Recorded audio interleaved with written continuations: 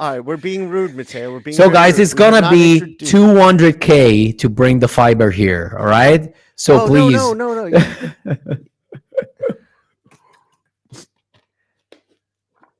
Hey guys, I think we weren't live there, but we are now. Oh, okay. Now we're live. Oh, So Okay, we so were I'll not. start it Oh, again. okay. Okay. you have to click it on YouTube. Oh, Okay. Eric's here. Eric's in the room. Eric's in the room. But let's take. Oh Oh, no. whoa, whoa, whoa, whoa. Oh, And here he hey! is. The Hey! Grinch, ladies and gentlemen. Here he is. The- Jimmy, I'm just sorry that you can't put like live effects. Otherwise, I would ask you to have him green. Like, I'll do it when we re-upload. When we re-upload, it'll be oh, a yeah, different yeah, one. we'll do it. Yeah, yeah, yeah. Absolutely. How you doing, Grinch? Okay, I forgot this was today. Oh, fuck you. See? Fuck you. See?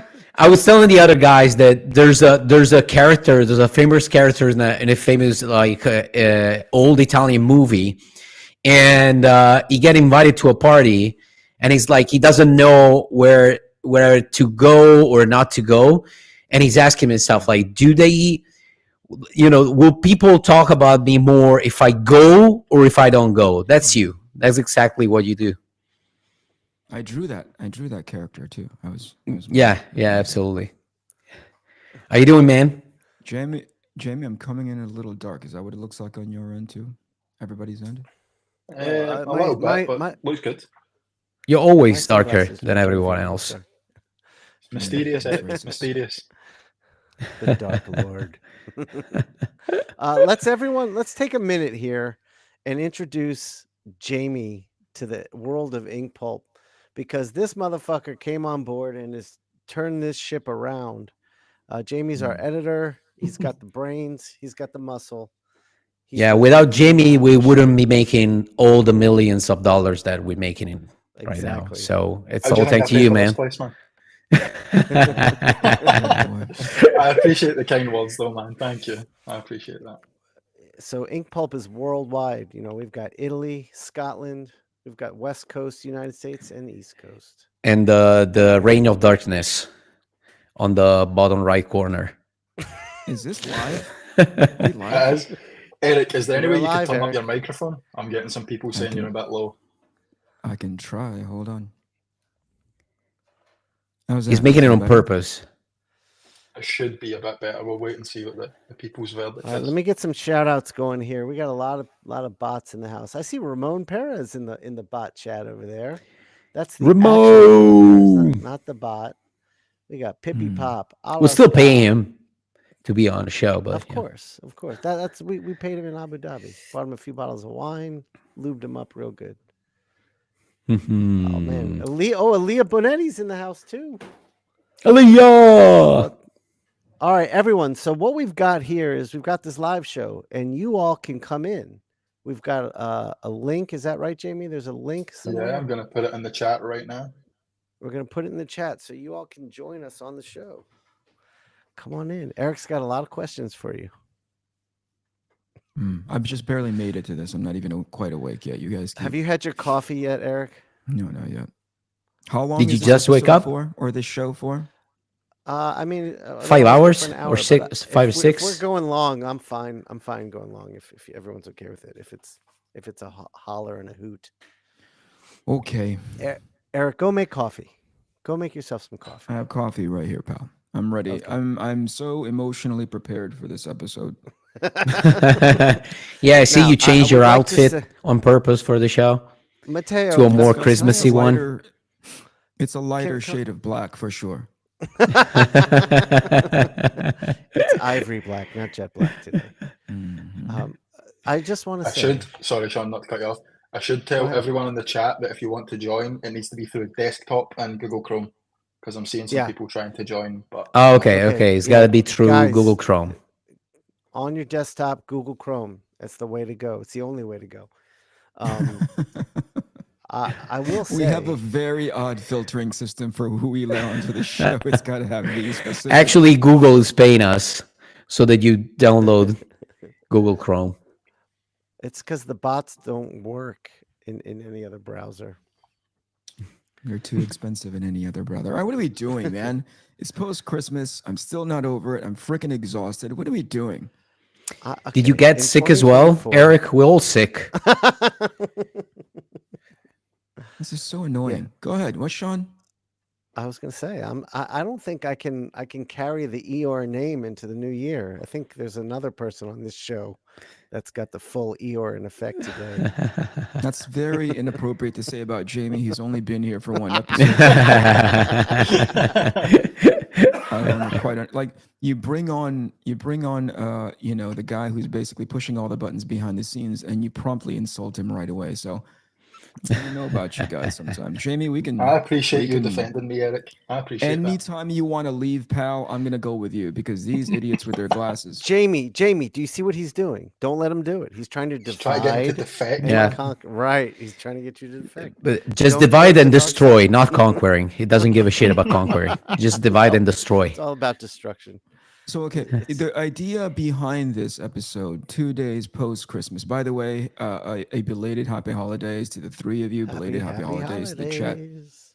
Thank you so much for joining us. I know you guys are probably still drunk from whatever it is that you guys got over during Christmas. Save some room for New Year's Eve. Please be safe while you're out there. Anyway, so here you are coming up with this cockamamie idea of doing so. Sean, Yes. Yeah. can I just say something before I continue with that thought? Yeah. You are already so visually impaired. Don't you think that it would be suboptimal to continue to wear those glasses the rest of this episode? It's a terrible idea. I'm Yeah, having yeah. a lot of issues, One but I'm for the riding 10, it 10 out for my being a- brother. Oh, by the way, can I say another thing about Sean? It's so funny. Like, would be because Sean and I, not you, have been promoting the live show in the past like 3-4 days, and Sean was creating these great videos. So every time the camera goes to Sean and he starts talking about the live show, please, be, everybody come to the show, blah, blah, blah. He's always in a studio, but he's wearing a scarf and a really heavy jacket. And it's so weird because it's not in the open air. It should be like warm in there. But every time he has a scarf and I'm like, where are you? Is that cold in your studio? The temperature in my building is impossible for me to regulate. So when I first get in, which is when I make the videos, it's freezing in here and it takes a little bit to warm up. So that's Mateo, why. I call him cosplay Crystal. That's what that's the outfit he likes to put on in order to make you think that he's actually cold. All right, so Sean, you got this weirdo idea in your head a couple of weeks did. ago. So here's the part that I want to push back on. You're like, I got a lot of Here we go. people. Another And I pushback. All always right. wanted to like I didn't want to ask exactly how many people, but explain to me what quote unquote a lot of people asking you for a live show. Was it a lot of real people, or was it like Sean and his 15 other personalities? The people inside Sean's head. Okay. Yeah. The truth your is, pretend friends. It's my pretend friends and Mateo's bots combined for my lot of people. That's And the honest all of truth. them were asking you, we should have a live show 2 days after Christmas. Well, they didn't say 2 days. That was my part of They the didn't say equation. anything at all. I got to be honest with you. They just said, you're like, I want to hang out 2 days after Christmas. It's funny because Eric hasn't been complaining at all during these days. He decided to complain I know, during the live fine. show. That's perfect. Yeah. Because heaven forbid, he said, oh, look at these lot of people, and they all want us to have this show, and it's in chat, and they say, hey, we've been asking for this, but I'm paying attention to chat. Actually, I don't even have chat open, but I'm paying attention to chat, and none of them are saying this was a good idea. Press 1 in chat if you think this is a good idea. See, this is Eric's. He came on today to try to destroy. Yeah, That's absolutely. exactly what I this came is. in here with an inquisitive mind, an open heart. No, you came in here with a closed mind and a piece With of an shirt open in your heart and let all the darkness come out of his heart. And now the darkness is infecting everything. Eric, I'm seeing a lot of ones here. A lot of Nah. ones. Ah, Yeah. Yes, James. Tommy Lee Edwards said Jamie's- bad idea. So see? Me and Tommy. Me and TLE. Look at this. Look at how many people. We got so many people loving it. Sean, we've got you have 63 to people in lift the up chat right now. your fucking glasses every time. First of all, that's number 2, right? So number 1 is like you are visually impaired. There you go. And the fact that you are also like numerically impaired. Can you count beyond the 10 fingers on your, like, there's a lot of people. So anything that's close to the 10th finger, you're like, that's a lot. That's more than 10. It's a lot. Must be a lot. It's more than 10. It is. It's called optimism. Pal, all of you guys, Merry Christmas. Merry Christmas. From the bottom of my, Merry Christmas, guys. and bottom of my dead heart. How was everyone's holiday? Eric, how was your holiday? Talk to me, brother. What do you think it was like? I have 2 children. I think it was miserable. It was Man, kidding miserable with for this. his children, especially. This is Look, Yeah. Daddy brought some black ink and some rotten bread fish. and dead fish. Enjoy. Okay, listen. This is for my kids when they're much older and they care to even listen to this show. Guys, I did my best to pretend that there was a Santa Claus. I did my very best. I ate your cookie that you decorated. I don't know what you put on that cookie, but I ate it. Oh. And I took a sip of milk and I suffered the entire night. But that's for much later. Because you're lactose intolerant. I know. Man. Like basically every Asian person in the world. Is that a thing for Asian people? We're starting early. Racism. It's racist time It's with Matteo Scalera. It's racist. It's racist if he wasn't right. You know what I mean? Like, you're just stating facts at this point. Yeah. Anyway, that's I would what say did it for was the better part of racial that. more than racist, right? Yeah, it's race. Yeah. It's racial profiling, is what it is. Yeah. So super early in the morning, I was laying out the "Hey, Santa was here" pretense for my kids. Mhm. So we're talking 3:30, setting everything up, pretending that a man of 300 pounds made it through my chimney and somehow filled their stockings with all sorts of stuff that's going to end up in a landfill. And then arranging the presents in such a way that would be festive and joyous for them. And then More or less like you do with the podcast. Mateo. You always try to arrange things so that things go smooth and everybody's happy, right? I have just a smidgen of more, like just this much more love for my children than I do for you guys. So take that how you may. Yeah, that's fair. That's fair. Yeah. There's not a lot of love in that heart to give, so a little piece is nice. I dish it out. How about you guys? Anything, Sean? Were you worshiping the Satan, or who were you worshiping at that point? You don't believe in Christmas. We don't celebrate Christmas. You Jewish and all. heretic. It's not a personal statement against Christmas. So you don't do anything at all? Like nothing? Well, what we do, we normally have like one small gift in the fireplace for the kids. In the fireplace, Usually- like catching fire. Just watch it Yeah. burn. They come burned down- they come burned downstairs gifts. and we say this is what Santa thinks of you Jewish heathens, and we light their gifts on fire. The night before, what Sean hasn't told you is that the night before he goes around the neighborhood gathering Christian children and dousing them in gasoline, getting them ready for the pyre. Yeah. All right, Mateo, what'd you do? Well, we did the usual thing, like normally for the Christmas dinner, like we go to my girlfriend's parents, and then for the 25th lunch, we go to my parents. But this time, like Elia, my son got sick, like a couple of days Poor kid. before Yeah. Christmas, so he's Yeah. on antibiotics now. And I was telling Jamie and Sean like 10 minutes ago, he's been unbearable. I've never seen him like so annoying. Like I love him, but it's been a couple of rough days. So so that's, that happened.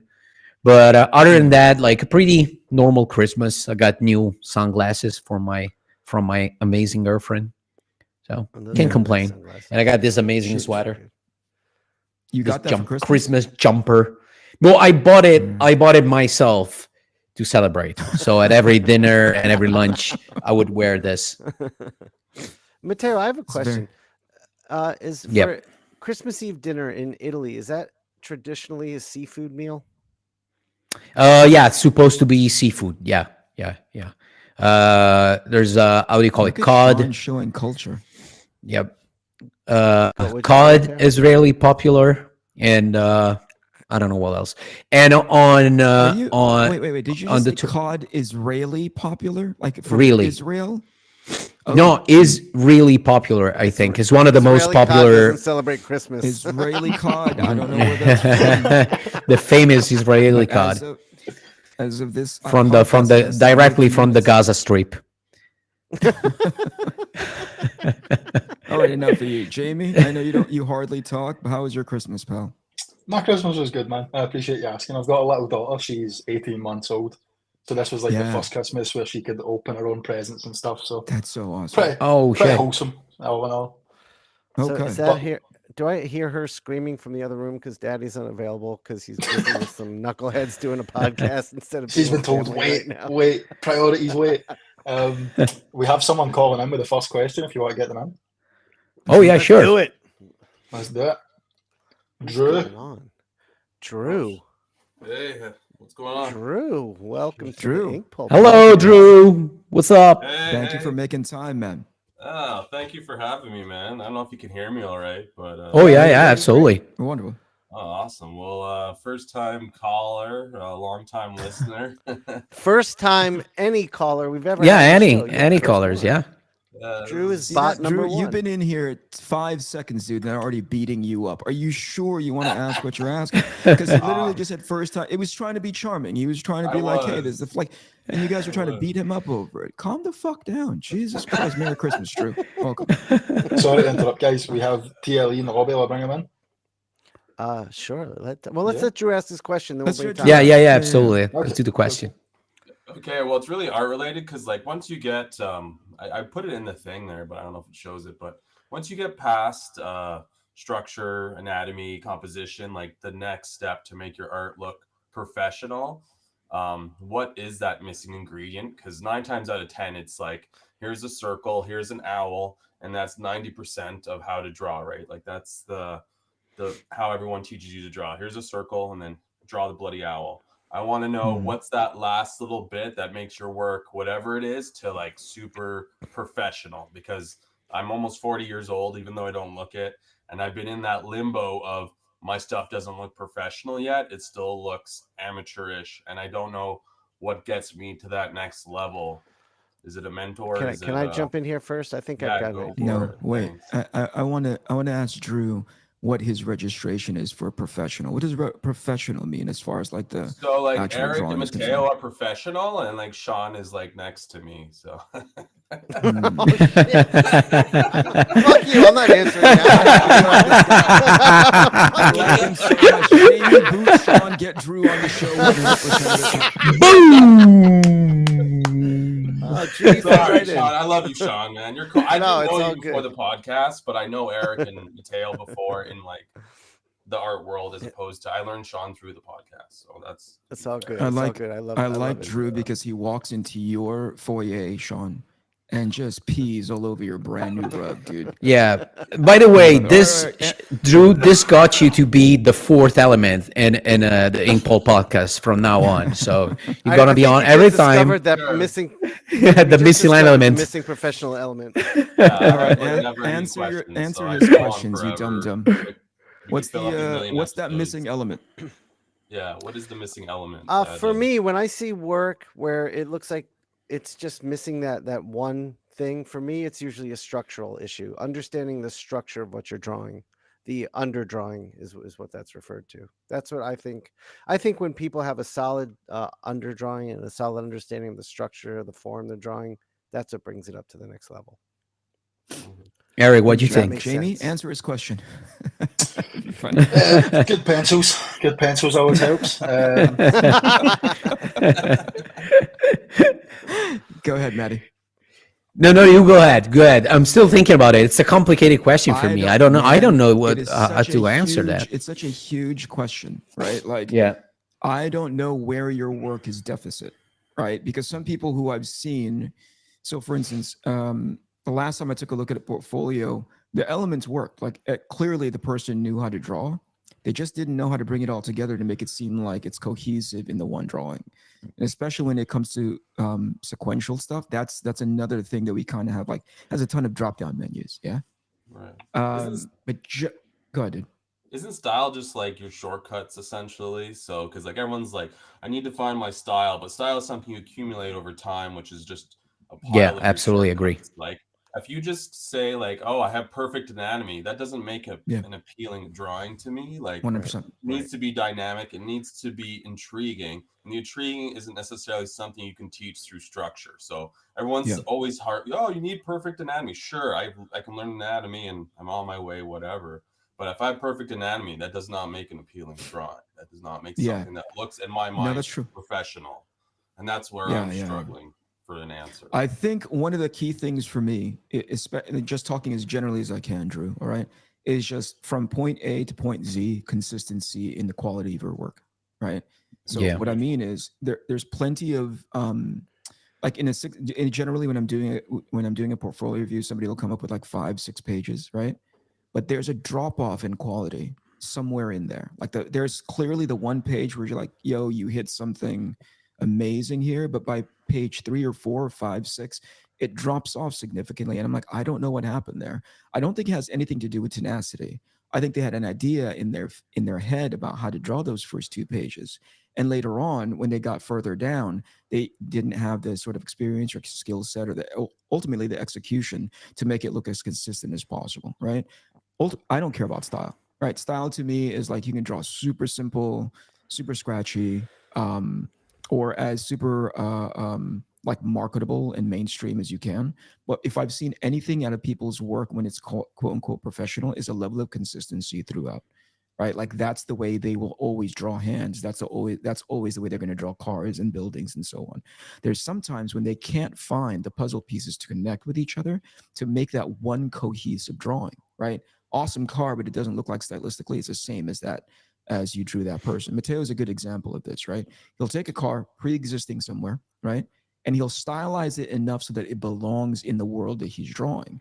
And I think that's one of the key things that I go like, okay, so that's a professional who knows how to take that pre-existing Lamborghini or Toyota, whatever, and put it in context to the world and make it seem like it's all coexisting with each other. Does that make sense? Yeah, it's more or less like creating a language, which connects with what Eric was saying. Like if you create a full language, whatever you have to draw, like whether it's a Lamborghini or a fantasy world or a horse or a cat or a person, like it's all cohesive and you have this solid, you have this feeling of if it makes sense, solidness. I don't know if it exists as a word, but it's you have to become solid and doing that can be obtained by creating a solid language, which is more or less another way of saying things of saying the thing that Eric was saying, but I totally agree with that. Yeah. Dude, I hope Eric said it better. Yeah. In a few words. Helpful a lot. Totally appreciate that. But at the same time, I would still suggest you to work on the structure, because that's really like the one of the strongest feature for me in an artist, in order to be almost you can't fail if you have a solid structure, basically. A lot of the appeal comes from the structure. If the structure is sound, if that thigh looks perfect, then it's all of a sudden a beautiful drawing. It doesn't have to be perfect, but I have to understand that as I look at your drawing, you understood how that tile works in the world, which means you have to have a really strong spirit of observation and a really strong sense of how do I observe the world around me, and how does that get translated in my brain and storage. So you have to create a really solid way of how to observe the world and understanding of how things work in terms of volumes, in terms of shading, in terms of everything. And then once you have your language, you put this language over to what you understand about the world. Basically, it's really complicated. That's why I was having trouble like starting to talk, because it's a really complicated concept. And hopefully I'm being clear enough, because English is not my primary language, so probably somebody else That's his would excuse for say it everything, though, more man. Yeah, he properly. always says You know that. what I He mean? always says that. He literally said whatever Sean just said and whatever Eric just said, but I'm going to add like 20 other things. But basically what Sean just said and what Eric just said. Thank you very much. That's great. Jamie, if you could, in chat, will you drop your link so that maybe we can pick this up where we left off as far as taking a look, and maybe there's something more insightful that we can send your way, if that's possible, if you're all right with that. Yeah, thank you. Yeah, man. I wasn't even expecting this much. I thank you for your time, and I really appreciate you guys attempting the question. I think it's a huge question, and It is. It's Yeah. very hard to grasp in the sense of what's appealing to everyone. There's no general thing, but you just get a different look when you see pro versus amateur work, and I've just always wondered what your guys' opinion of that was. But you guys, I think, answered it fairly well, and I would love follow up afterwards, of course. You know what? I would Drew, not say no to that. I think we're gonna probably do this appreciate that. every year in the holidays like this. So if you could spend like 24 working on the stuff we just talked about, it'd be great to see and hear how that went. Yeah, for you. it'd be easier definitely if we could see your stuff, and would definitely easier for us to tell you what's what might be Well, I don't done want to better or whatever. Yeah, I don't want to take over this Thanks, dude. podcast with it or whatever, but I could. Well, thanks for send you a coming link. on, Drew. Well, thanks for being the first official bot of the podcast, and I'll send you a wire transfer in a couple of days, right? Yeah. And It was I'm $100, sending you right? Yeah, sure. And I'm sending you one official fuck off for the We'll call it there. Thank you, Drew, for your question. Thanks, buddy. Thank you. Thank you. Thanks, man. Bye-bye. Take care. All right, Jamie, Merry let's Christmas. get Tommy Lee in. Merry Christmas. Matteo, can I ask you to push your mic back a bit? Just a little bit. Back. Tommy, Yeah. what the hell? All right. Is Tommy dead? No. Look, Santa. Santa, Tommy's- you're back home.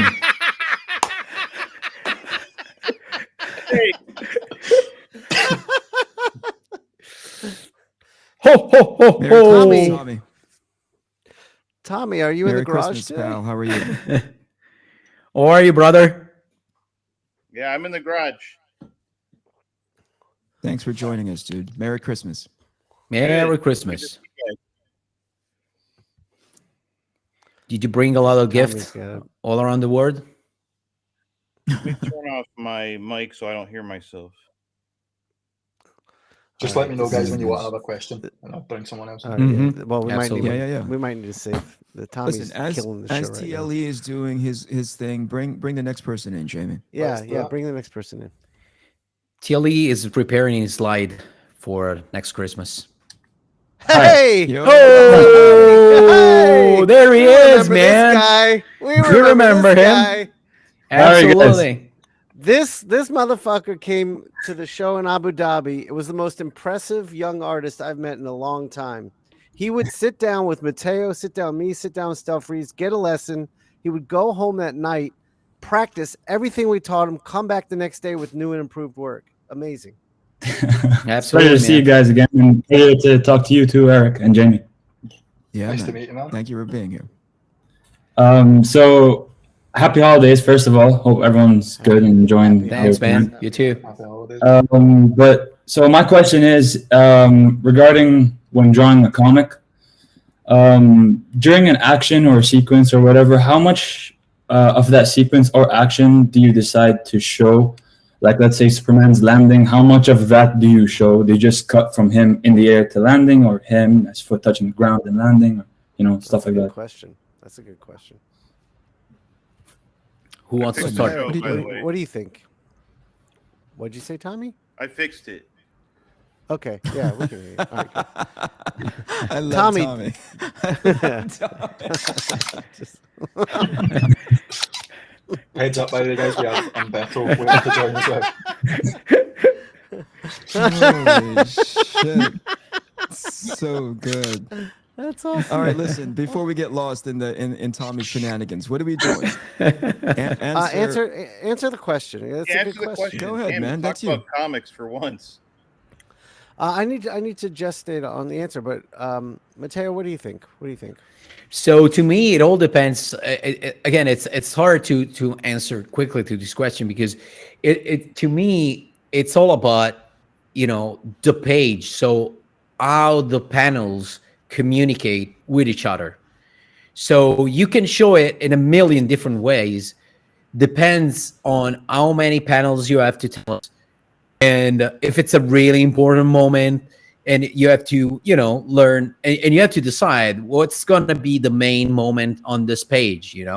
So it's really what was the example specifically, which kind of action, if I may ask? I was just, Superman. for example, Superman landing on the ground or whatever. Okay, so in that case, for example, I'll give you an example.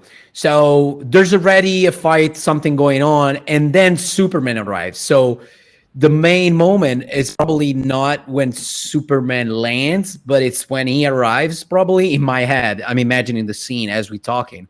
So probably I will have a big shot of Superman arriving whilst the other people look at him arriving in the foreground. And then I'll have maybe just a small inset panel of his feet like touching the ground, because that's not the important moment for me in the page, for example, So that could be, that could be something, for example. But it all depends again on the panels and making the panels communicate with each other so that we immediately, the reader, can understand what I want to communicate. How about you guys? What you think? I'm gonna add on top of what Mateo just said is totally right, and then on top of that, I like to think. Tell me something that I don't know. Oh, all right. I like to think of what's an interesting way to show the action. What's so not typical, because something in an action like Superman just landing can be dull. It's just repetitive and it's not interesting. So I don't know, just off the top of my head, like you could see like a puddle of water on the ground. You see Superman flying in the reflection of the puddle. Next panel, the feet are landing in the puddle. So I just try to think of different and unique ways to present the information. That another that might great reach the element reader is a the little. cape for Superman, especially because he doesn't have a lot of stuff on his costume or cool elements. So it's basically just basically a guy in a naked guy, basically. So the usually the cape, the mantle, however you want to call it, is a nice element to show that. Yeah, gotcha. What do you think, guys? Eric, Okay, so anything? here's me stepping back from everything that these guys just said, which I think is right, but I think it's too granular, right? When you're drawing comics or just anything in sequential, whether it be like storyboards or you're talking specifically about comics, right, Adi? Yeah. Okay. Think of yourself in the information delivery business, right? Just keep that in your head, like, and that should be a primary compass for you to understand which shot to pick, right? So if the information that you're trying to deliver is something melodramatic, right? Or like sort of small as far as the concept is concerned, you draw accordingly. So it may be that you're drawing Superman taking off a landing because it's important within the context of that story to deliver that information. But if the moment isn't about that, right? You have to go in there and contextualize what the information that you want to communicate and draw that specific thing. So it scales up and down, right? Just keep in your head, I'm in the information delivery business. What is the most important piece of information that I can draw that communicates the emotional, psychological, whatever it is that's on that script? Does that make sense? So way you go like, okay, sense. This is a panel that's going to require 20 panels or there's a page that's going to require 20 panels because the beats need this many sort of like informational things. But there are times when you only need 3 because the information is all there within those 3 panels. The shots themselves, I don't care, right? As long as you communicate to me, like that's the next step. That's the next sort of like granular step that Sean and Mateo were talking about. Yeah. Right. So what's the most effective way you draw that information? That's up to you. But everything as far as you're asking is concerned, like how do I choose which shot? You contextualize it through that information delivery. Gotcha. Yeah. Does that make sense? Yeah. Following up on that, I would say that probably, again, if you're like Eric was saying, if you're in front of a script of a specific page, you pick the moment, the moment that Eric was talking about. So that's gonna be the panel, the one, the main one, and the other panels. Try to think of them as they have to serve this, basically this queen panel. So that could be a solution, for example. So start from that, and then the other panel has to function based on the main what one. Mateo's talking about, I this is exactly how I always taught page design. You think of it like a royal family. You have a king that everyone's serving, queen, knight, like down to pawn, basically, like in terms of chess pieces. And if you understand the importance of that page, that's your main king panel. And as you work down, the other panels will submit to that one. Like here, all the faces that you see, like here's the king, I'm the king. So Sean is the queen. And it's really difficult sometimes. Tommy, can you say something to the question? Like, the only person I agree with is Eric. So, but no, actually, just let the story dictate every choice that you're making. So, even if you are like, oh, I really want to draw this awesome shot of Superman and go along with like what Mateo's talking about and choose like a really badass money shot and then work everything around it. If that badass shot isn't the most important thing in your story you're trying to tell, then it's all just you being self-indulgent. So you got to make sure that, like, what is it about? Is it about where he's been, or is it where he's going, or is it where he's arriving to? Also, you got to think about layout.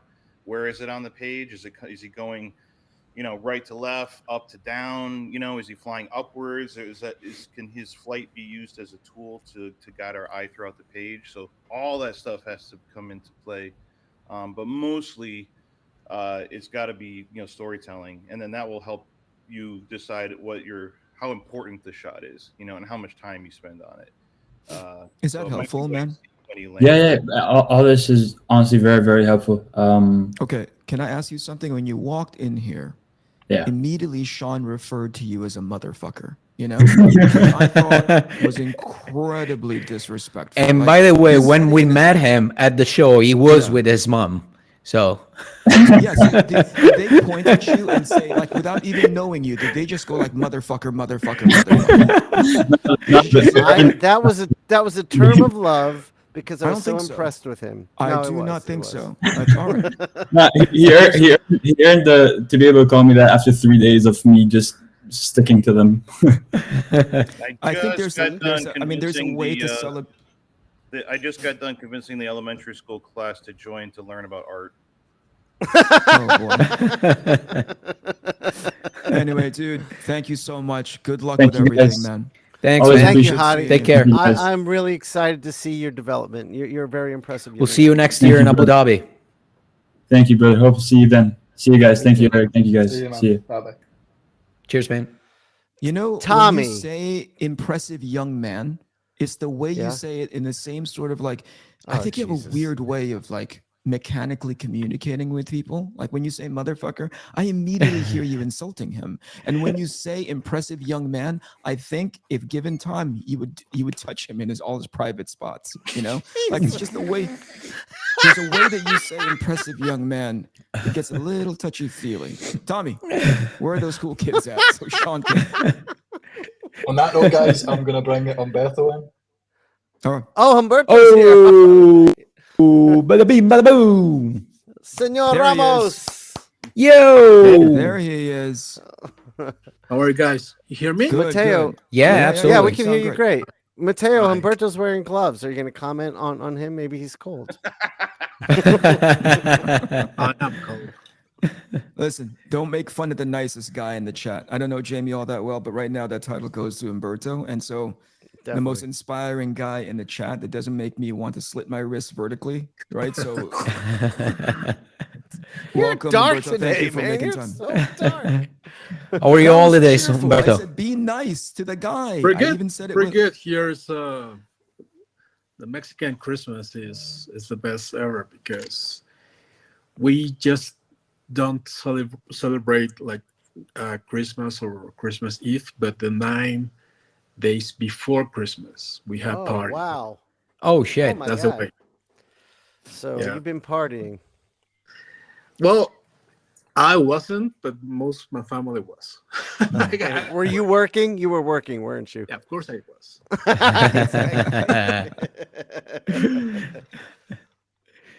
Yeah, that Well, welcome, Spider-Man dude. Thank is you for hanging out. just gonna draw himself, Right, so I right. had to do it. Deadline's call. Yes. Yeah. Did you have? A That's good why Christmas, Marvel though? likes me that much. Yeah. Right, right.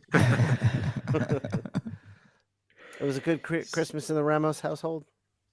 Yes. Yes. Always fun. You know. I saw you gave your wife a piece of original art. Is that what that was? Oh yeah. Well, Well, you know Mark Martz, right? Mhm. Mike Martz, yeah. mhm. He's an amazing artist. He do like poster, like movie poster Yep. kind of art. So he's been friend of with us for a bunch of years, and Fernanda, my wife, and him, really became good friends. So every time we got a chance to hang out with him is pretty cool. And I really love his art, and Fernanda of course likes what he do a lot, and she has a crush with this guy Keanu whatever. So earlier this year in Como, we hung out with him, and I asked him if he can do a commission work for her for Christmas actually, and I told him that she had this crush, or her favorite actor is actually Keanu Reeves, and up from him, her favorite movie is Constantine. Oh, okay. Gotcha. So that was the deal, and he was really happy to do it, and I was really happy to get it from him, and we got it for Christmas, but way before Christmas. But I was keeping it safe for her for a Christmas gift, and she was really happy. And so it came along pretty cool, because it's not just, again, the actor she likes and the movie she likes, but most important is because is done by somebody we really care about a lot. That's awesome. It's That's so awesome. nice when you think so far ahead of time to get your wife a lovely gift like that. Like I kind of Yeah. did that, and Isn't that the had my way? f- I mean, you yeah, guys- yeah. No. But sometimes your friends fuck you up on that one. Because I had Mateo order some scarves for me, because I bought this scarf back from Italy that my wife loves. So I ahead Dude, of time had I bought a commission from Ben Caldwell. Like, it's been like 7 years now. Oh no. So Ben, please come on, bro. I didn't know it was the call out people show. You know, the call out on the episode show. It's Festivus. It's now it's Festivus. Airing of the grievances time, baby. I've been doing that all year, baby. Thank you for joining us, Umberto. Thank you so much. Yeah, We've gotten thank you. Hey, no, Of the many- guys, have a great year. Have a great 2024.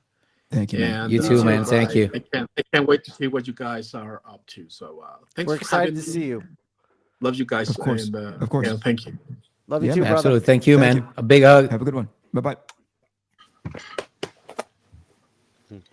All right, Jamie, do we have other people coming in? We do. We have Sia and Zoe waiting to join. Oh, If you want me to oh let them shit! Bring Bring in the ladies. Is Umberto trying to sign off? Was that his sign off to say, "Hey, I'll talk to you guys later"? Or he's Do you he's want me to signing kick off? off? No. I'll kick him. That's good. Yeah. Uh, Okay. Bye. see you Bye, later. man. Bye-bye. Take care. Should love I you, man. leave? Should I leave?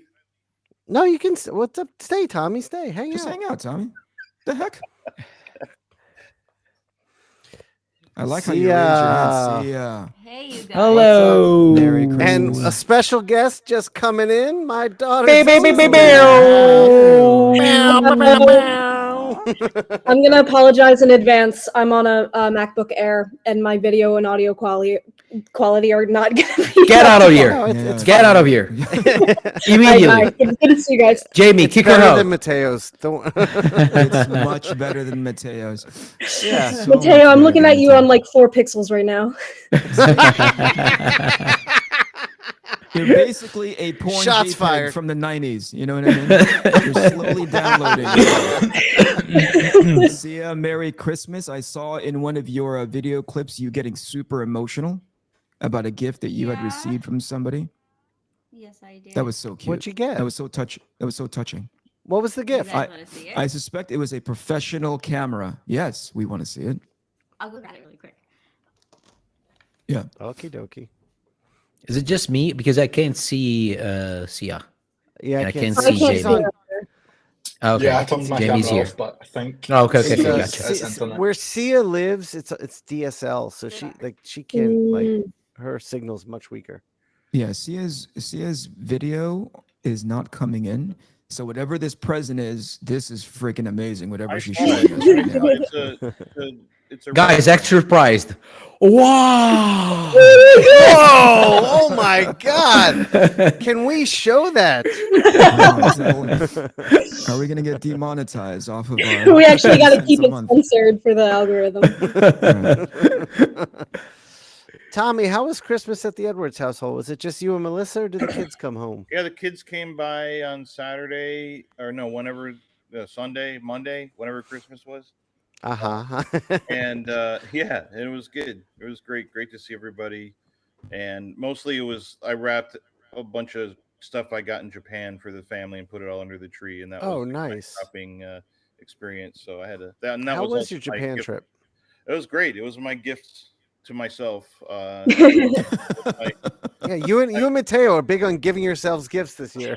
Yeah, that's good. Fuck yeah. And yeah, and then yeah, it was also I guess so I got to spend time with my good buddy Zach and Emily Ann, and we just had a great trip. And always Was wanted there to- a show or you just went to Japan? We just went to Japan, so there was a Yeah. show Awesome. or 2 shows going on, but I was happily ignoring them, which felt great. No, even better. You said yes, and then you never showed up. You just Yeah. had your flights made, and then you just didn't show up at all. Yeah, no, it was just coincidentally mostly. So, but yeah, I was with my day job working for Planet Atmos on the game and stuff. I have actual paid time off for the first time in my life, so Oh wow! it was nice to Mhm. be able to just say, okay, I can budget myself and afford to go somewhere and take a couple weeks off, and it was awesome, man. So That's now I'm awesome, back. and that. Hmm? I was just gonna say that illustrates the difference between when you're a freelance comic book artist Yeah. like Umberto, who spends Christmas working every day, and a salaried employee like Tommy, where you get paid vacations. Very different Yeah, worlds. so it's different. I did one bit of work when I was there. I visited Tatsunoko, the company that does Gatchaman and Speed Racer and everything, because I'm writing the Gatchaman comics for Mad Cave. So I went there and What? talked to them about a bunch of stuff. So yeah, so- I so that- I yeah. heard about this. so 20 Zoe, how was 24, your? man. How was 24, your? that's going to be my big thing, and Eric might be doing something as well, but he can't talk about it yet. But a tease to the audience that something might be happening at some point. Ooh. Can't say. We can't. Zoe, how Like, was your there's Sia. Christmas? Oh, there's yeah. Oh, there she is. My Hanukkah, well, that's when Dad was in Abu Dhabi, so we kept it kind of low key until he got Piece home. of shit. Mhm. I Dead was of like, the "Where will year. my the war?" Enjoy But Hanukkah. I'm gonna be over here instead, riding up on sand dunes, almost peeing my pants. Bro sent me a video of him and Mateo on a camel. Yeah. It Right. was I don't so know if you heard, but Mateo cursed out that camel for a better part of 20 minutes. Yeah, What did it do yeah. to you? I got scolded because I cursed Yeah, but next to the Mateo said camel. Bad words. Yeah, I said He's a really freak. bad Anybody words. I was a with bigger naughty boy. nose than him. Naughty boy, yep. At first But, I thought it was no, when AI he got- when I when my saw dad him got on the back home- camel. Did you what's that? really? She thought we were. It was all AI, which is. I was really saw the camera. I thought it was AI, and I'm like, wait a minute, they're really there. Deep fake. They're there. Inkpulp So, deep Zoe, fake. yeah, you can put fake. Zoe, what were you saying about the about your Hanukkah? It was good. Yeah, when you got home, we made. Of course, her bhaji. father was an Om. Of course, it was amazing on her. Also, he needs confirmation. It was good, right, sweetheart? Please tell me that it was Look. good because I was not enjoying myself. There's and not a leaving you gun guys being surrounded pointed by- to my head as I speak right now. All right. But we made latkes together, which is a yearly tradition. As I've gotten older, we've gotten more cooking together. You made that. What was it? A prime rib? Mhm. That thing was as big as my Ooh. torso. It was big. It It was was a delicious. 10-pound prime rib. Yeah. Delicious. But other than that, Christmas we kept it low key.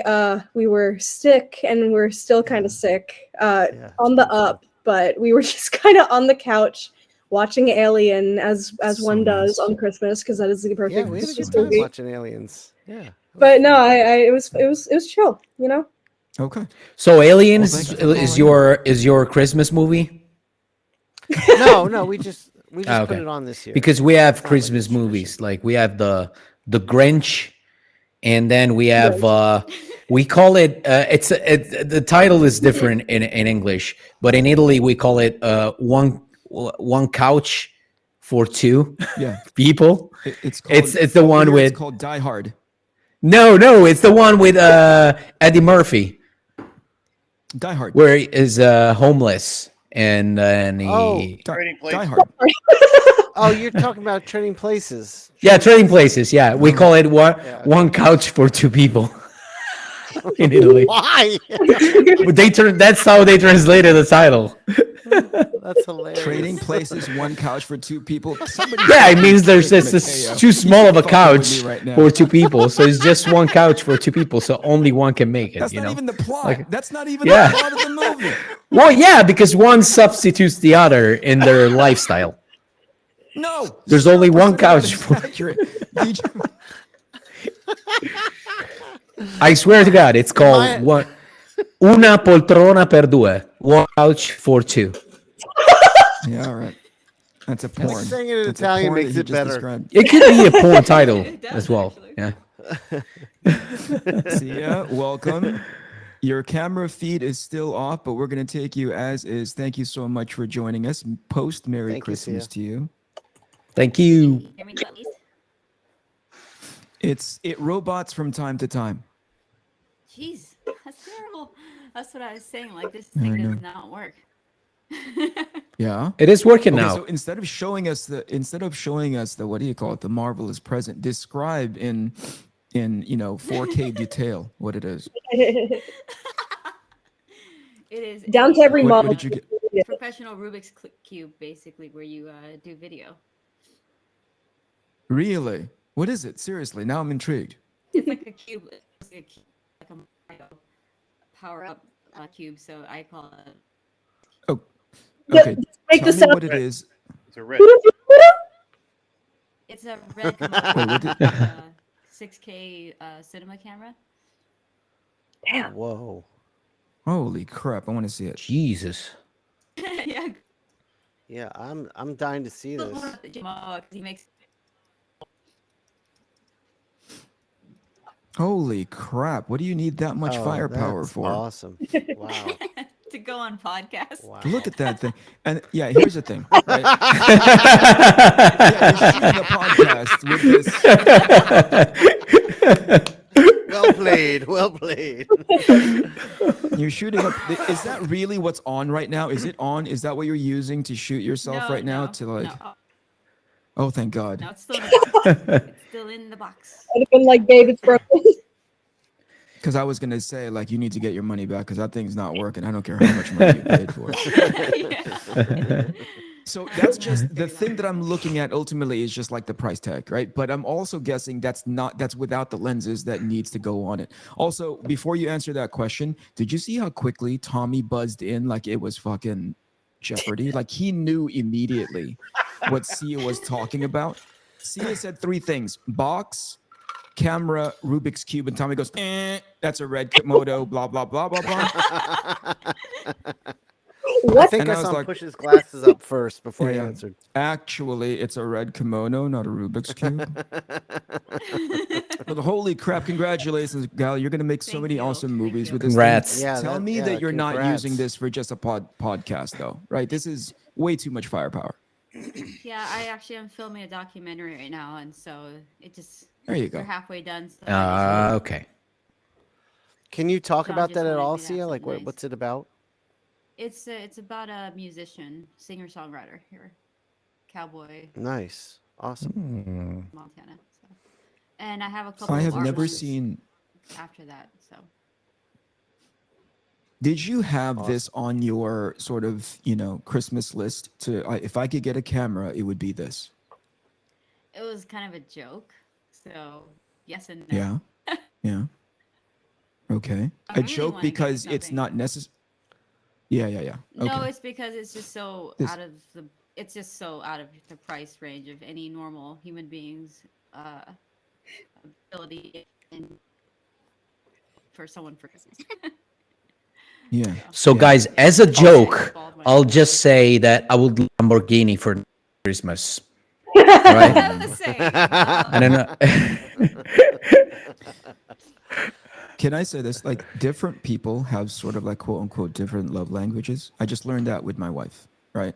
Which she is more of a person that if she's feeling something, right, she doesn't like I bombard her with presents, and that doesn't work for her at all, So she wants like kindness and like warmth and loving, and I'm like, you married the wrong piece of shit. I'll go get you a Lamborghini, But it just goes to show that within the context, I'm guessing, within the context of like Sia's familial bubble, somebody was listening and said, you know what? If that's going to make you happy, you are going to get a red digital Komodo 6K camera. Can you even see 6K? Can you even see, like, is there a I wouldn't difference? shoot- No, you can't. Okay. No, I'd be shooting at I was gonna 4K, but say- it looks nicer. Yeah, my brain shuts you're off at you're like, not even going to use the 6K capabilities. Just Not even the 8K that Yeah, I came out get- recently. I'm like, you can't see 8K. I don't think so. yeah. What is it? What Tommy? Do you shoot films? What's the clear delineation between 4, 6, and 8? I mean, outside of like 2000K at a time, but like as far as the footage. Well, you're getting. eight is twice. It's as double big. than 4. Yeah. God damn it. Most people don't know this, but 8 is actually bigger than 4. So And no, the main things actually in that you can zoom in much further into stuff. So if you're presenting only in 4, you shoot something in 8, you have twice as much space to work with. So you can go in and recrop stuff, resize stuff. So there's a lot of good editing. yeah. Good yeah. for editing. Gotcha. But generally, as far as like resolution is concerned, short of the zooming in part where you can sort of like reframe a shot, there's no distinct advantage over it, right? And that data has to be huge. That file has Look to at be Eric massive. shitting on another thing. The destroyer of dreams. Jamie, do we have another fan waiting to come in? We do. I will let Another someone in bot? right now. Let's get a bot going. What is the difference between 2K? Mauricio. Hello. Hello, can Hey, you man. hear me, guys? Yes. Hello, okay. welcome. Thank you very Welcome. much for doing this. Thank you. Thanks for coming. I'm a big fan of you guys. I've been following Sean's Inkpulp YouTube channel for a while now. Thank you. I'm a thank keyword you. school student. Oh, awesome. Awesome. Yeah, and I've been talking with my classmates about how the industry is struggling a little bit right now. The comic industry is struggling a little bit, and I do love the medium. That's why I'm in the keyword school, and I want to know, with your guys' insight in the industry, my question is, where do you think the industry is moving? Because as everyone else, I would like to get ahead of the curve, to like get my career started as soon as possible. Yeah, that's awesome. First, can you pronounce your name for me because I'm too dumb to understand how to say it correctly? Yeah, Mauricio. Mauricio. Okay. Mauricio. Yeah. Okay. So first of all, the reason why the comic book industry is broken is because Sean Yeah. fucking breaks just everything. Thank you, Sean. Yeah. Yeah, you're Sean just welcome. goes in Glad to hear there, it. You need to dream cooler does with the Book one. Yeah. And Eric is about to give it the final strike, just to kill it entirely. Tommy is busy wrapping up a tarp for a corpse, it looks like. Did you kill someone today, Tommy? I'm sorry, I totally derailed that. He's doing double duty. He's unwrapping I'm going to something visit and- Diaz right after this. I was just going to say. his pretend All right. friend. Well, Let's get all back right, to Mauricio. Mauricio. What's the Eric, you were question saying. again? What can you do to get ahead of the curve as far as the comic book industry is concerned? Is that it? Yeah, with your guys' insight in the comic con industry, like you're already professionals. So I wanted to ask, where do you think the industry is moving to like get ahead of the curve? Mateo? No, Mr. you Freeze guys is- go go ahead. ahead, buddy. For this really complex questions, I need some time to, to think about what I want to say. Eric, go Where ahead. is This the your industry wheelhouse. going?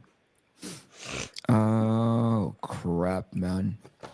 If I knew the exact answer, so you keep in ask- mind, I could be completely wrong, Yeah, of course. right? So, and if I did know the right answer, let's all go to Vegas together and just start betting on all sorts of shit, dude, because that would be that level of prediction. Where is it going? I feel like it's going to get a little bit smaller, right? The current, if there are, and this is fantasy. If it gets run like a business, it's going to get a whole lot smaller. They're going to refocus on stuff that actually sells, and they're going to actively promote it outside of a regular local comic book store if it was run like a business. However, if it's run like a clubhouse, right? Yeah, that's they're what I've going to heard, keep yeah. doing. They're going to keep doing the same exact thing, and hoping for different results. And hope Okay. is a really shitty strategy to run a business. Does that make sense? So two of those things Yeah. can happen. Yeah, that's least what from that's what I've been hearing. I've been listening to like Sean Murphy and Comics Back Perch. I don't know if you know the channel. Yep. And Yeah. they've been talking about the same thing. They are running the industry. Mainly the big two, like they are clubhouses instead of trying to attack like the business standpoint. And that's why it's strong a little bit more around this time. Okay. Yeah. Well, thank you, Eric, for your No, insight. I think it's a lot. It has a lot to do with making an endeavor like this one consequence free, right?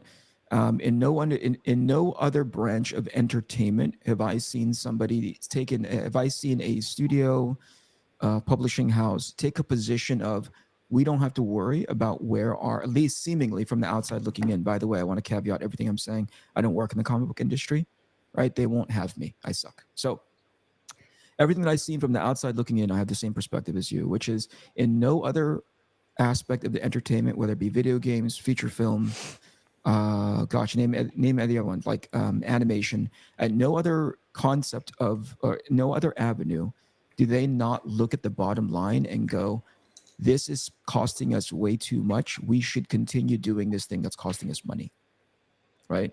It's a weird strategy to go like, this isn't making any money, but let's continue doing it for whatever reason. I don't know what's motivating them. And at the end of the day, I don't point at there's a lot of like negative talk about the creators involved and the kind of stuff that they were writing. I don't care about those guys. As I told Sean and Mateo in the past, those people didn't walk into the offices and demand work, right? Ultimately, I point at the leadership, right? And I hold them accountable to go, what are you doing, right?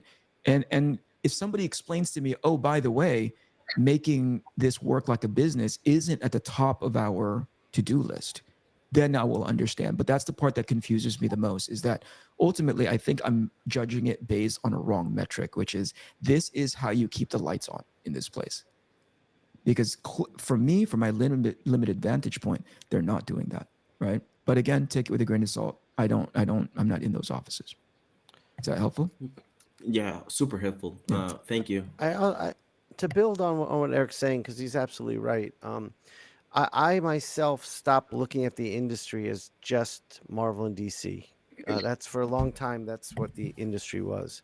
Yeah, I think the future for creatives is very bright, and we are in a place where we can pave our own paths and make our own books and do our own things and actually make a living and find an audience for it. So yeah, I that, sit in a hopeful position. Go ahead. Go ahead, yeah, Mauricio. that's yeah, I understand that there's the avenue of like crowdfunding stuff. And I've always heard the stories from like Umberto Ramos is like a big is like one of my role models since I'm Mexican too. So he is like a role, and that the avenue for everyone that's trying to come into the industry is going to be different because times change and the doors close, doors keep closing and new doors keep opening. uh, I'm planning to do like a crowdfunding project as soon as school is over next semester, to Mhm. get Great. my That's career great. started. Yeah, but I want that. That's what I wanted to get your insight on stuff. Where do you? What I mean is, with your insight, I want to see where I can continue to move my. What career moves should I make to get ahead of the curve and get into the mainstream stuff? I would say I want to know what are your career goals? Is it to be a penciler, inker at Marvel DC? Is it to be someone who writes and draws your own books? Like what do you Uh, want to do? Wait, before you answer that, uh Mauricio, Mateo has been thinking for a long time, and I can tell that yeah. he's ready. He is Mateo is so ready with an answer. He's fucking vibrating in his chair right now. He is so ready with Let's this whatever it is that he wants to let's let say. Mateo go because this So is let's going to let be No, good. no, Mateo no, no, no. I before was he actually like explodes like a listening to you kettle. guys. I was just You weren't carefully you weren't listening thinking to at you all. guys.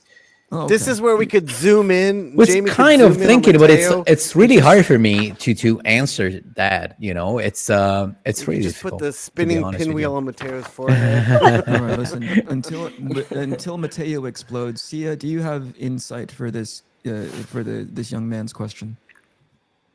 Well, I was gonna ask, like, yeah, is your goal to be at Marvel DC, do an image book where it's your own IP, or to crowdfund where you're getting paid and you're building everything from the ground up? Because those paths, like you guys are saying, is all very more apparent than it used to be. So it's completely different Yeah, entry point depending on what you're trying to do. And I think maybe that's the starting point is to figure out exactly what you want and be really honest about it because otherwise you're I just know what I because want. sometimes you don't want something. If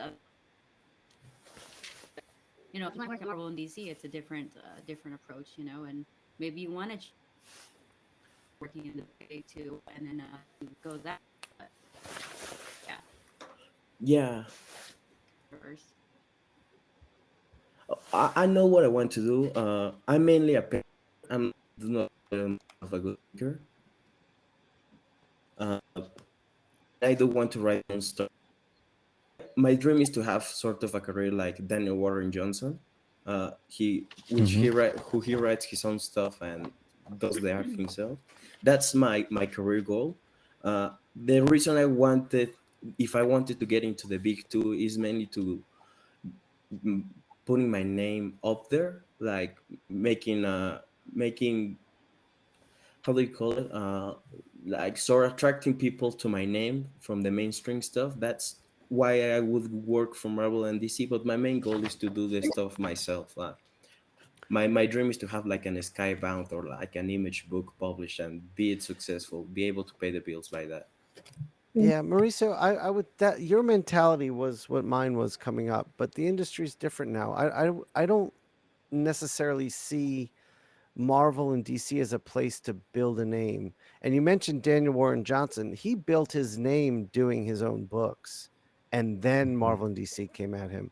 So if your main reason to try to go freelance for Marvel and DC is to help elevate your name, my advice would be I think you can do that yourself better and more efficiently.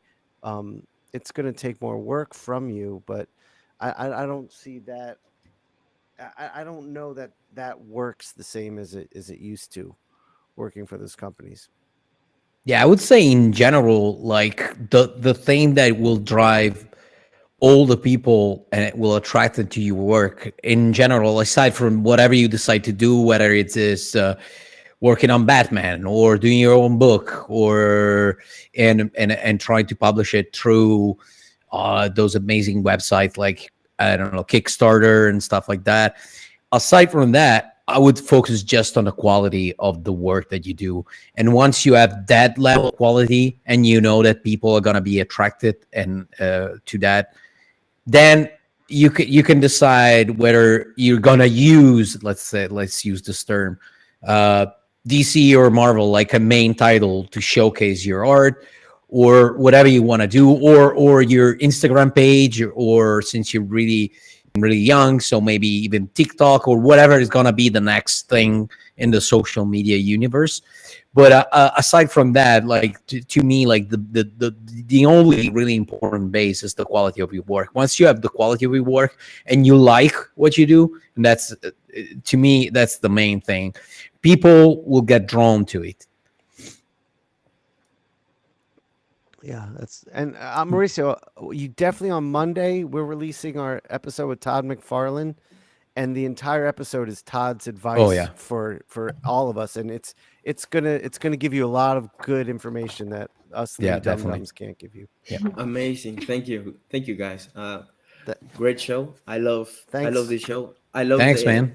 the interviews. I love the people you get to talk to. Um, Thank you very much for your time, for your insight. Merry Christmas, guys. Thank you, Hope you Mauricio. have a We Merry appreciate Christmas, it. man. New Year.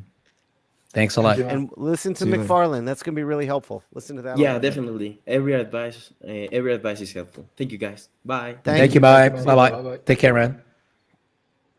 Eric, did I give you a weird vibe on that one? Oh, I stopped listening. I'm really sorry. Like I was checking out the stream live, and I thought like this is freaking awesome. Look at these guys. Yeah, it's How many guys want super another question? professional. Mateo, Yo. if you click the little chat button in your lower right-hand corner, you can see the YouTube chat in the Riverside window. Oh shit!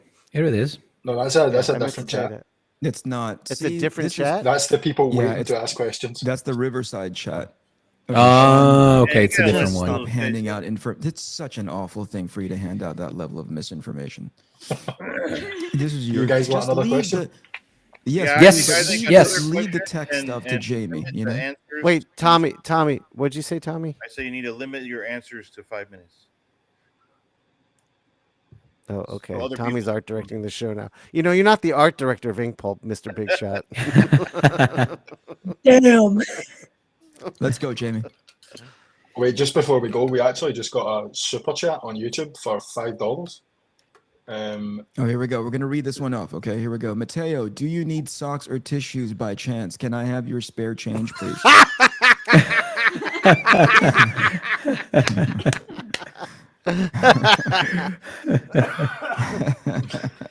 That's Throwback to our Naples. That is an expensive joke to do on Mateo's behalf. Mateo, you better have a good answer. We need a $5 $5. answer for that one. Holy All right, what- crap, you guys. Well, by the way, this reminds me of a great thing that happened to me in Chicago years ago. So they lost my luggage at the airport. So for 3 days, I didn't have anything but what I had already on. So I started on Twitter, like trading socks and underwear for sketches at the show. So people would show, I still have a bunch of like white, really shitty socks in my drawers. Because people would just come by and you know with socks and underwear. I have Batman socks and stuff like that I never wear. Like I just wore them at that show because I didn't have anything. I was wearing the same shit. Okay, See, I think we need to Zoe, start like, thinking it's- about doing this awesome con a little differently in March. I mean, like, listen, I'm not going to include Tommy in this comment, but between Sia and Zoe, like, we kind of have to be here, and we kind of know these dum dums, you know, like, it's just the weirdest fucking, like, he's so weird sometimes, Mateo. Like, pretend he's not in the room. He's so weird sometimes, this guy. Now, hold on, Zoe. You've known Mateo since you were small. Yeah, how old was I when I met you, Mateo? I was like, I mean, probably been- it was more than 10 years ago. So definitely, yeah. yeah. I'm reporting your father for child abuse. Hold on, stand by. All right, let's get that next one in there, Jamie. freaks. All right, Josh. We got Joshua. coming Hear me okay? in. Is Josh coming? There There's it is. Josh. There he Can you hear is. me all right? There he is. Hi. Hello. Can you hear me? Hello. Yep. You can. There's a slight echo in the background, cool. but I think you'll be all right. Yeah, apologies about the big honor to be here with you guys. Love you guys' stuff. I got to gas up Eric a little bit here. I got one of his original pieces. There When, Nice. When he was doing the Arcathena thing, I got on that list. Thank you, that man. was super cool to have. I No, I appreciate love. it. Thank I you for the big, support. I actually couldn't decide who to pick for that, but I went with Boss because you can see. I'm glad you went with that one. Yeah, but so I've been taking. I do my own artwork and stuff like that. I've been taking a weird approach, which I kind of didn't know how I wanted to go about doing it for a while, and I was just kind of like, I just draw stuff, and I just like to draw stuff. But I really fell in love books again because I've kind of always liked them, but I've really started deep diving, and I'm still doing that. I'm still in that process, and the was basically I made this, which is like a little zine, and I've basically been just going to local shops and like handing it out, and people can pick it up for free and stuff like that.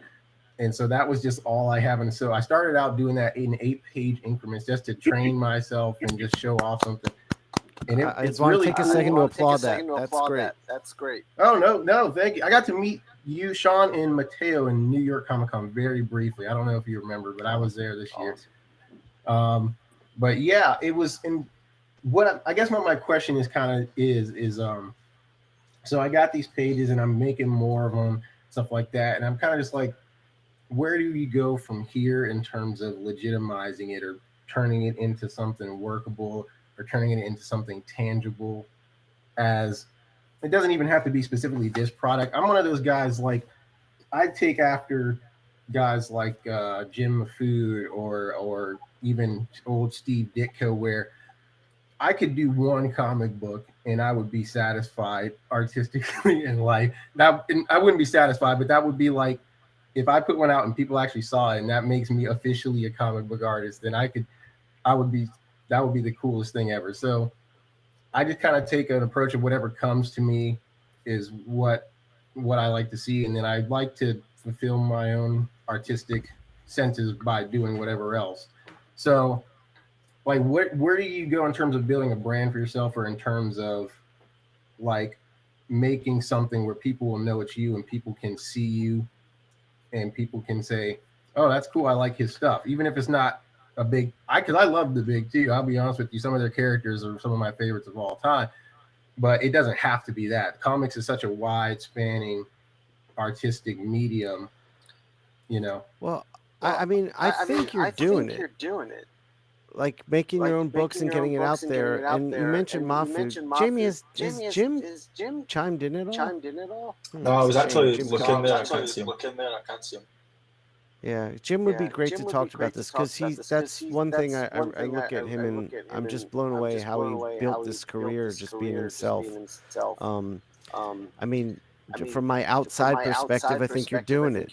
Just keep at it, keep learning how to use social media better, keep hustling, going to shows. Like it looks like you're doing it. Well, I've heard that tabling can be a good thing, but I've never tried it. It kind of makes me nervous. Yes. I mean, look, if you've got stuff you want to get out there and you want to connect with an audience, and this is another thing Jim does. He spends time talking to everyone that comes by his table. I think it would help grow your brand. You'd build a nice connection between you and your reader that could mean a long-term relationship.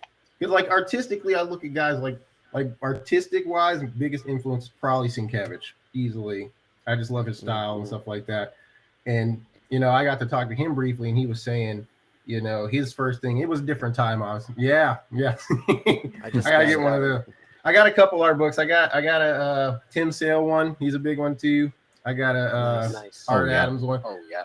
Yeah, wish I could have met Tim Sale. Love his work, but yeah. So it's just like, and even stuff like him, he started off doing kind of smaller stuff like that, and it built up to something where he has a great body of work. John Polyon, similar thing.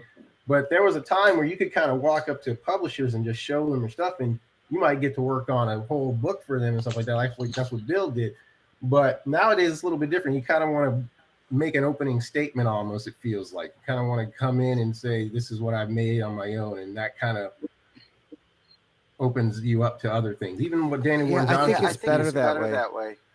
I honestly, Well, I you do agree. what you want to do. You do it because you love it, and that will show others what you might bring to the table for them.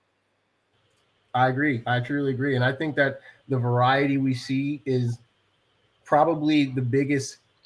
I know Eric was saying, you know, optimism or hope is not always the best way. But for me, what I see is that no matter what happens with like the mainstream comics or anything, there's always going to be comic creators from my perspective, because this is not an easy thing that people get into. I respect anybody who does it because it's not something, it's not the most lucrative thing. It's not the most thing you get the most fame for. It is a work of passion and is a work of effort. And so I think that's always going to be.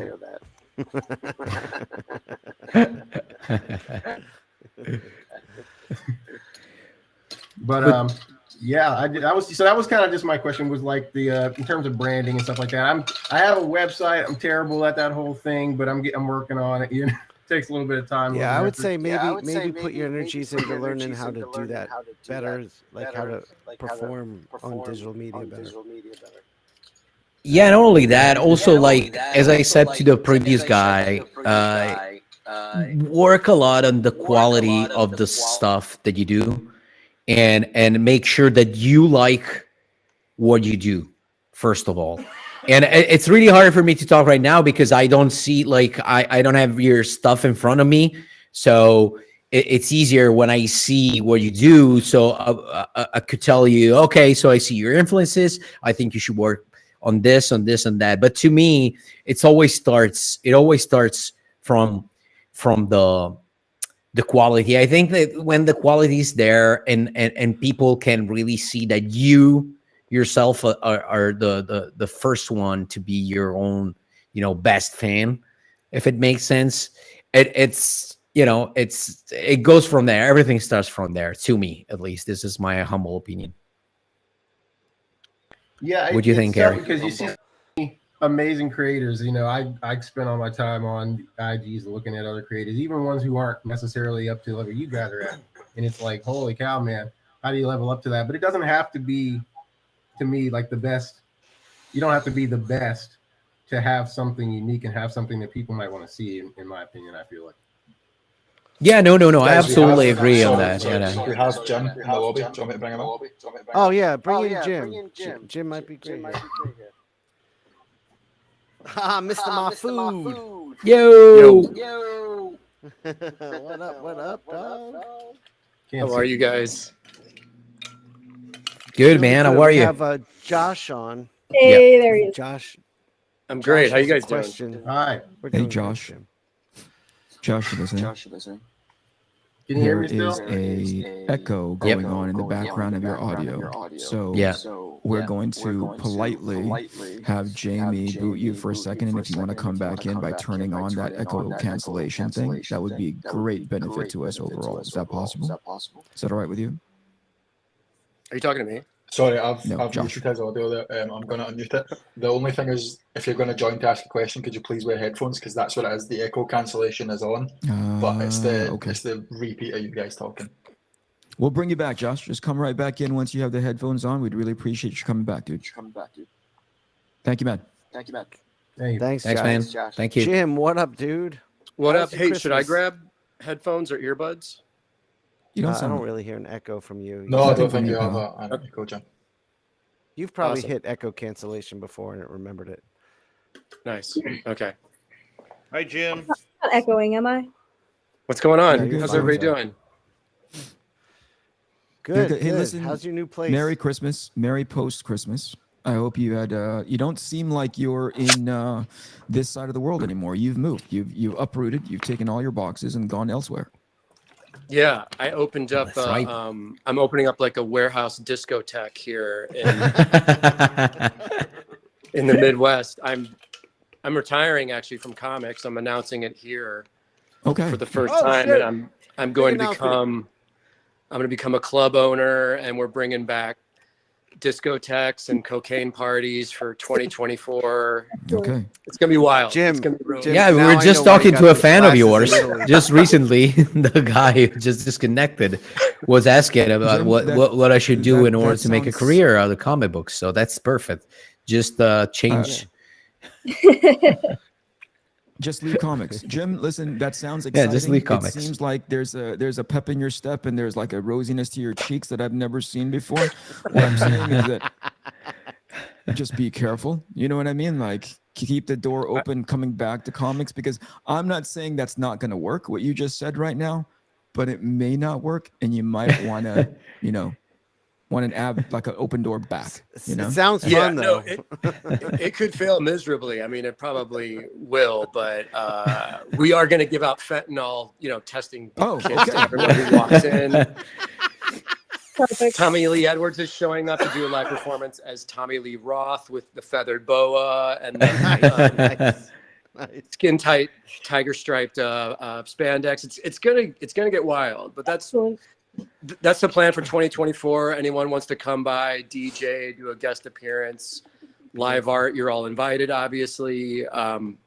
But that's the goal. That's the plan. Jim, what's the specialization? Listen, here's the thing about Jim, right? Here's the thing about Jim. Like it sounds like he's joking, but not. But you're never 100% sure. Like fuck, man, this could be real. Like I could literally show up to his place and like, oh, there's a discotheque that says like Jim's place or whatever the hell it is. I'm like, oh, he wasn't fucking around, Yeah, I experienced that moment as well. As he was talking, I was laughing, and a part of my brain was like, "Oh shit, it's not joking. I think he's for real." I think he's spot on. Jim, what's the genre of music you're going to be specializing in? Oh, Persian anthem trance. Yes, exactly. Jamie, I'm gonna go. So good luck with this fucking.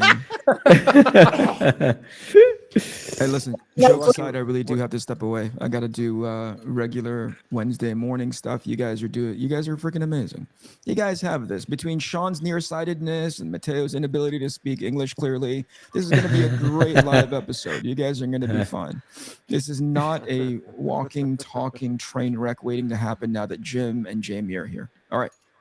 I'll talk to you guys later. Bye. All right. Happy holidays. See you, man. Happy holidays.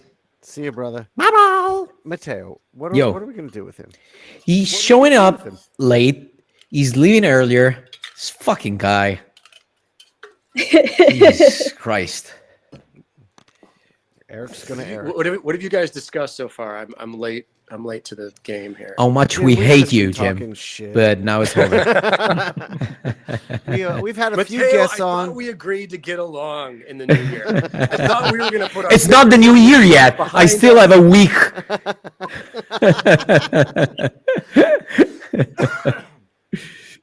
You guys need to get your shit together and actually get along because you look basically the same. Yep. You're not. We need Ramon in here. Yeah, we need really Ramon, fucks and then people up. it's yeah. That's the other thing. I'm shaving my beard after January 1st. Like I can't hang out with you guys anymore in person No. at conventions. Are you really doing it, or it's just fucking with us? No, I am. It's just people are confused. They're like, "Are you guys a cult?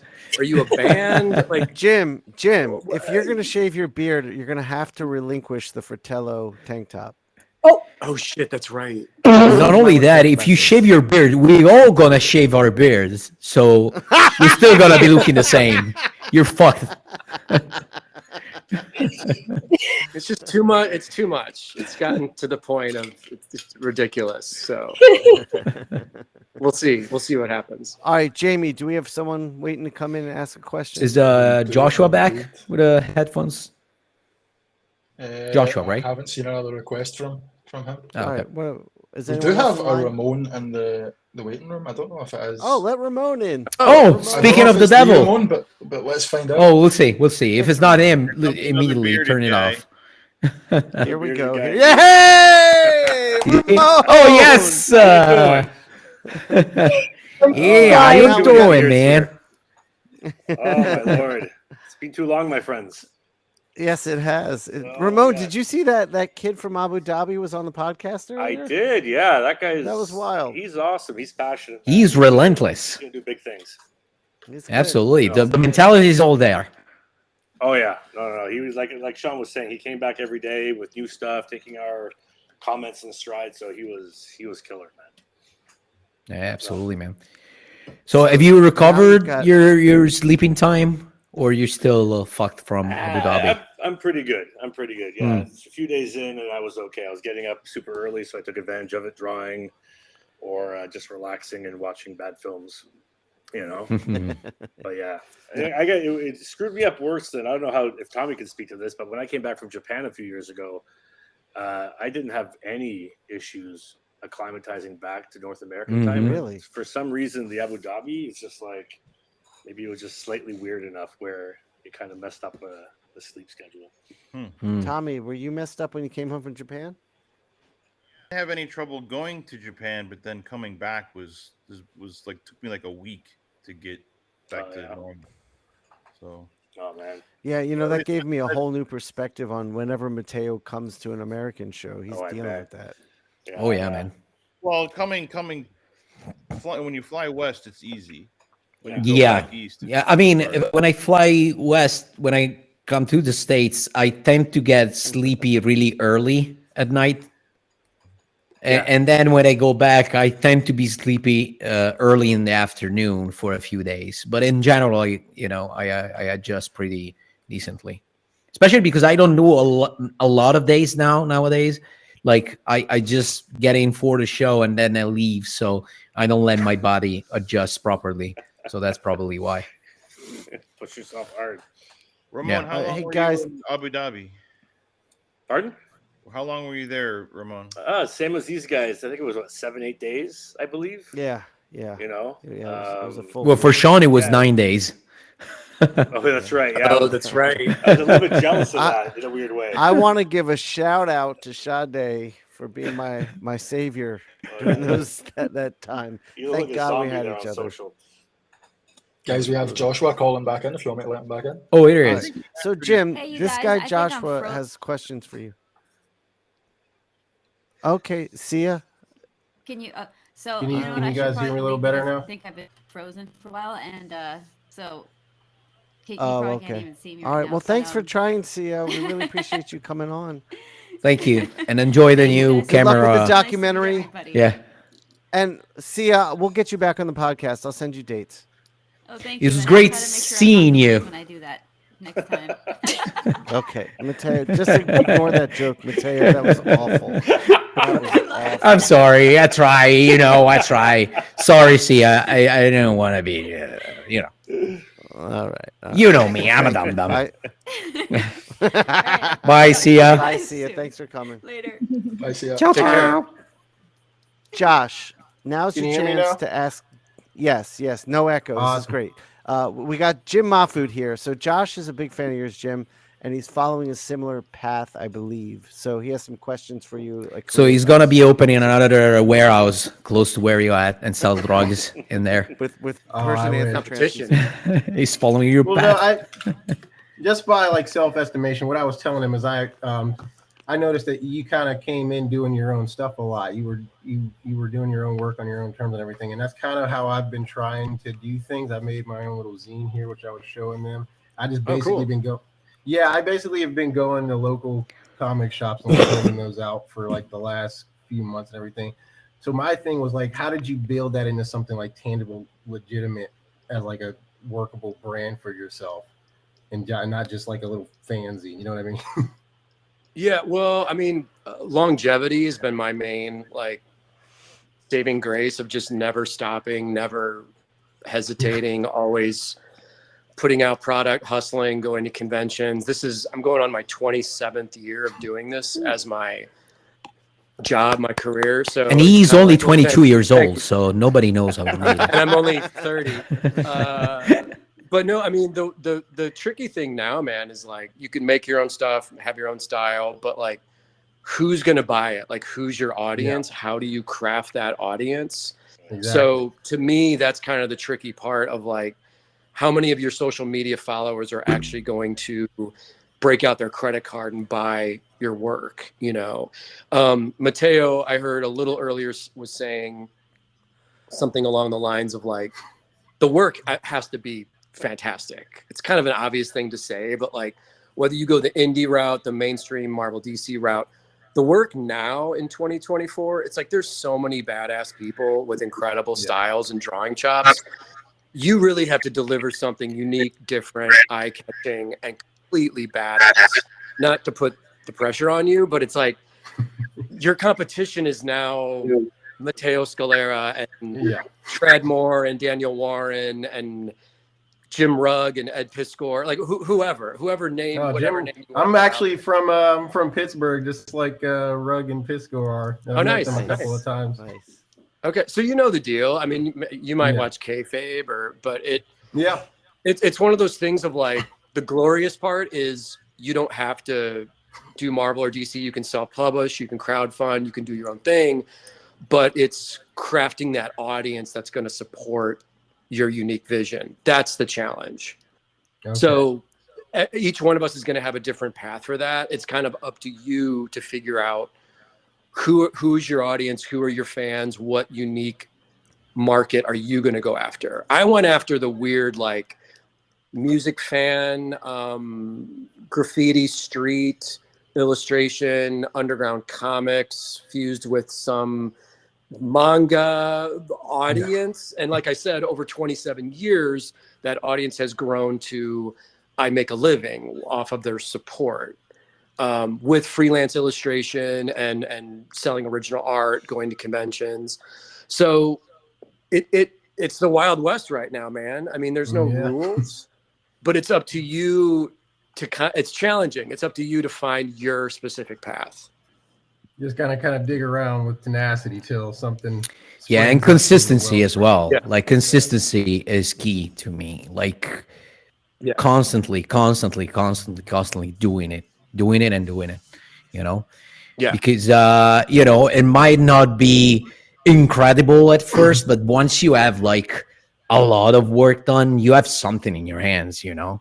And eventually you find a group of people, whether it's a really big group or a small group, but you find a group of people that will support you in this, just based on the consistency of the work and the fact that you kept doing it. That's already one thing, a really important one. Well, I appreciate that. Yeah, no problem, man. I mean, my 300 followers probably appreciate it too. Hey, dude, don't take that for granted. Like, build that, nurture them. That's a solid ground. Yeah, absolutely. Yeah. The biggest thing that I've been able to say is I've been able to meet a lot of great creators and get advice from them. This year some of you guys I got to see. I actually was at your table briefly, Jim, but I was not able to stay long. It was that in New York. It was pretty crazy. But yeah. And that's I got like to the worst show to try and find. Yeah, it's just nonstop. But I got to get a whole critique from Brian Stelfreeze at Baltimore, and that was amazing. That's gold. That's always gold. Felt like everyone should get in front of Brian. I felt like I should have paid him for that because he was like, sometimes I had that feeling too. So you're not the only one, man. Everyone in this business has learned valuable lessons from Brian. Yeah, each one of us. I mean, I was just in Abu Dhabi and got 2 lessons from Brian one day, so I'm excited. So him saying that I did anything good. Oh, thank you so much. I had to run into my car to get these headsets to get this to go, but I appreciate you facing. all good. And hopefully we'll see you at a show next year. Oh, absolutely. Good luck with your work, make it happen. Good luck, man. Good luck. Thanks, Josh. All right. Thank you, man. All right, Jamie, how are we doing? Is there people waiting or? No, there's plenty of people waiting if you want to get another question. Oh, wow. Oh my God. Jamie, it's good to meet you real quick. Hold on. It's good to meet you. I want to. Go ahead, Jim. Well, Jamie is editing and going to be involved in a new podcast I'm doing. I don't want to I won't explain what it is, but thank you for introducing me. I to just Jamie, want to say, Sean. Oh, so you're now I the am so excited competitor. for this podcast. No. This is part of the Inkpulp family. They're not. Ah, competing okay, with us. okay, This okay, show- okay, okay. This show. I was getting, is I was already so getting out rowdy. there. Calm down.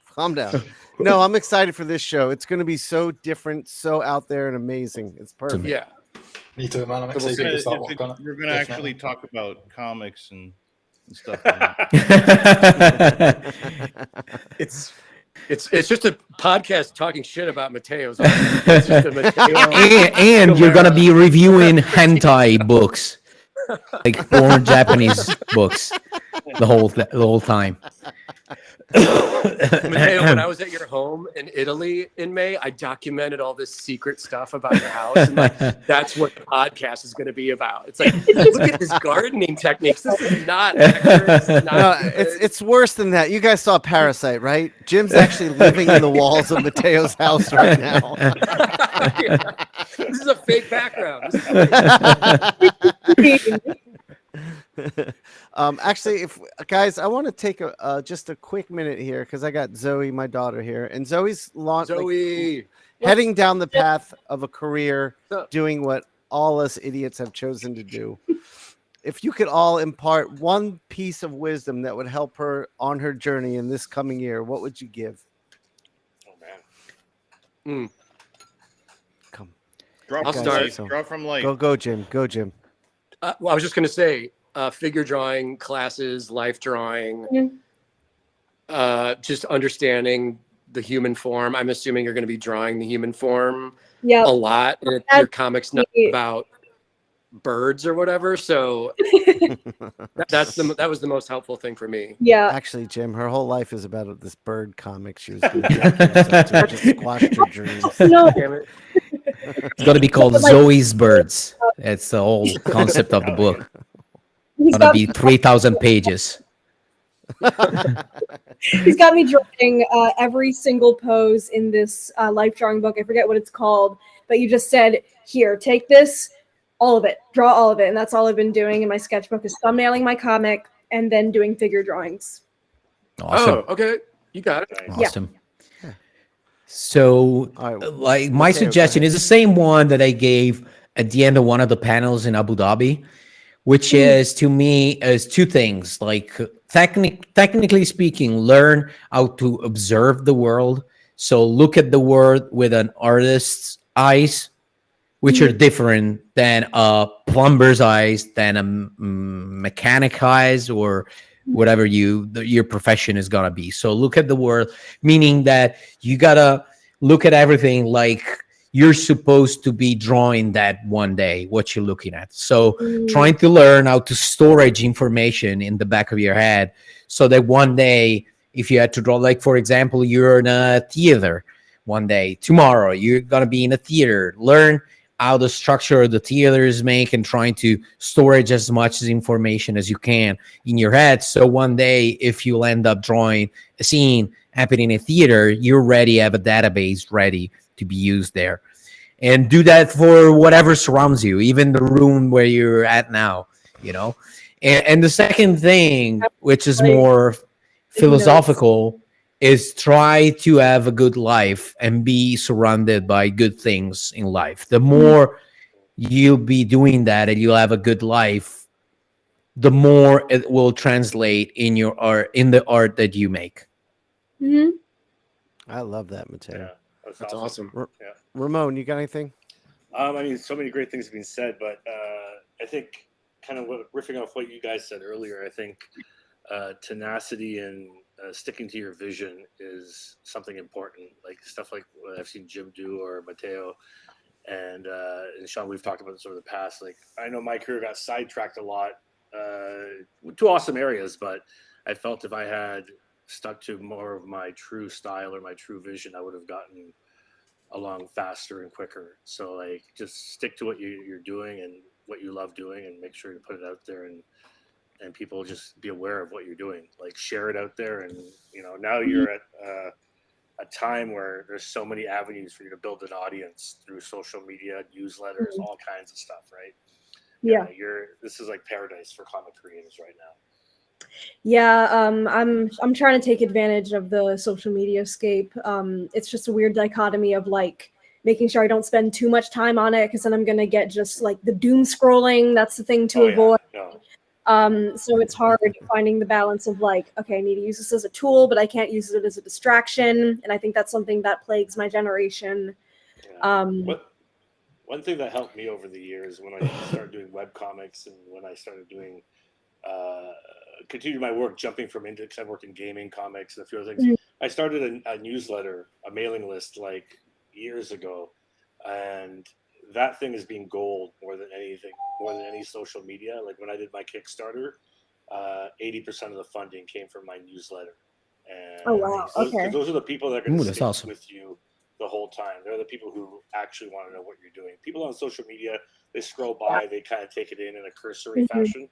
But the people who sign up and want to hear from you on a month-to-month basis or whatever you plan it to be, they're in it for the long haul, basically. So Patreon, Patreonage in general. Also, I have another social media that nobody knows yet about it yet, but it'll become huge. It's called MySpace, and that's incredible. I suggest you to look into it. So far, I'm the only user, and Tom, but it's getting bigger. It's getting bigger. Bringing it back. We need to bring back MySpace, man. Start that. And Zoe, with your new website, there's gonna be we're building it so you'll have email captures, and I'll get you started on a newsletter service. So you email know capture is exactly great because no matter what social, you'll always have their email, basically. So yeah. It's also great that you're sorry to interrupt, Zoe, just really quick. It's great that you're aware on the fact that it's social media is useful but also dangerous if you're too much on it. So as long as you are aware, you're in a good place, you know. Okay, it's bad when you don't see it happening. Yeah. So as long as you see it happening, it's good. Yeah, definitely a big resolution of mine this year is to use it more as a tool rather than recreation because I need to put my focus and my energy into just my work. Like alleviate awesome. distractions and yeah. There's an app that Jamie, our editor, uses called Metricool, and you can make your posts on it, And it will MySpace. post it to every social media outlet. So you don't even have to go into Instagram. You just go into Metricool, you make your post, and it puts it out on TikTok, Instagram, Twitter, everything. John, I can send you like some tutorials for that stuff if you want to send it as well. Yeah, I know of. There's also there's got to be a few of these apps that limit your screen time. Yeah. That some Eric uses them. Yeah, I think that could be a good asset for me. But Definitely. back on the paywall, quote unquote, newsletter, whatever, I've been brainstorming ideas how I can implement like bonus content that people who follow my comic that I'm going to start posting, bonus content that they would be interested in to like encourage a payment. Oh, Zoe, your website's also going to have a paywall. So cool. some of your posts you'll put behind a paywall. Yeah, I'll explain all that to you. What content to put behind that wall. So you're already smarter than basically all of us. Yeah, right. I just listen to that guy. Yeah, I would. One thing I would say though is maybe wait a while to build your audience before you throw in the paywall. Just because totally. You don't want to be suddenly creating content for two people that takes you days to do. You know what I mean? You want to wait till you have a bunch there that might be willing to paywall. And Substack's good for that because people can actually say, "Hey, I'm willing to pay," so you can actually see how exactly. You got to build the audience first. So that's good. All right, guys. So it is. We're almost at 2 hours. How long do you want to go? I actually might have to go. Like, first of all, I'm peeing myself, but other than that, like it's almost like dinner time here. So I should go soon. But if you guys want to keep going, it's fine. No. I think I noticed the viewership is starting to dip a little bit. We did pretty good. We got up to like 75. I think was our highest. Jamie, have you been noticing that? The highest I've seen was 82. Nice. No, 82. Oh, Right, 82 so we millions. get down to That's 68. great. I wasn't expecting that. Huge. Ooh. It's Incredible. cost you a lot of money. Incredible, Cost you a lot of money. So let's wrap up the show. I want to everyone just kind of announce one art goal you're focused on for next year, and then we can recap on that next year. And I'll kick it off. one thing I'm really seeing, an area of my work that needs a lot more attention, is my understanding of value. So in all the paintings I'm doing, I'm really focusing on value, and I've got Aaliyah Bonetti's been helping me a lot with that. So that's one of my big art goals for this year. Mine is to finish my book by the end of 2024. So it's it's challenging because I have other stuff that it's really tempting. So I have to learn how to say no to a lot of stuff and be focused solely on my book. And for once, like, be the only employee. No, employee is the one who works for somebody else. Employer, how do you call it? Mm-hmm. Yeah. So be learning how to tell myself, no, we got to finish this, we got to do this, we got to do that by this day, stuff like that, which is not always, being so disciplined is not always that easy. So that's my goal. If I'm able to finish those 180 pages by the end of next year, that'd be a great accomplishment for me. Hell yeah. Hell yeah. Beautiful. Tommy, what about you? He's on mute. Yeah, I'm gonna learn how to use the mute button. Is my goal. Yes. Which I have to do a lot with my day job. But mostly, as far as goals, it's to do more of my own personal stuff, which is probably the same for most of us, So it's that's awesome. and kind of getting to do my day job on the game and stuff where I'm working with the whole team of people, but then getting to spend more time creating art purely for myself, or also I'm gonna be, like I mentioned before, writing a lot of these Gotcha Man books for Mad Cave and doing more and more of my own writing, which is kind of my warm up towards doing more and more of my own full comics. Awesome. So I look forward to That's that. kind of the goal, is Cool. to, and partly I think it's sort of what some people have touched on, is building your audience a bit with some more established things. And I've done a lot of that with my art through the past several decades, but with writing I haven't had as much opportunity doing that. So that's kind of a bit of a switch in art focus for me right now, is kind of that, and I'm enjoying collaborating with other people on that stuff. So Ramon? I mean, I'll echo every sentiment said so far. I have a couple of personal graphic novels I'm working on, and as Mateo said, it's hard because they keep calling to work on, established characters, or what I call corporate jobs, and money's always nice. So I got to stick to my guns and finish at least 2 of the graphic novels, one I'm writing and one I'm drawing, and get that done.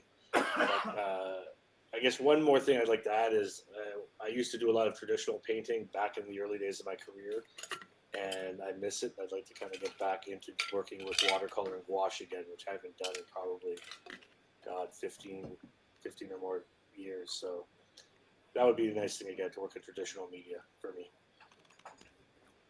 I'm excited to see that. What about you, Jim? Man, my goal is to publish more stuff in 2024, because I didn't really have that many big books come out this year, lots of variant covers, but I did all these online Girl Scouts comics that we'll see print sometime this year. And then right now I'm actually designing a new art book that I'm going to self-publish that'll be out in the next 2 months or so. So just more like product that I can have out and have at my table at conventions.